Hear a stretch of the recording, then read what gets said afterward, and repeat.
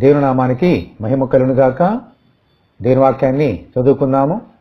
అయినను మన ప్రభువైన యేసుక్రీస్తు మూలముగా మనకు జయము అనుగ్రహించున్న దేవునికి స్తోత్రము కలుగునుగాక. కొరింథీయులకు రాసిన మొదటి పత్రిక 15వ అధ్యాయము 57వ వచనం. ప్రతి విశ్వాసి యుద్ధభూమిలో ఒక సైనికుని వలె ఉన్నాడు. అనుదినము శరీరానికి ఆత్మకి యుద్ధమే.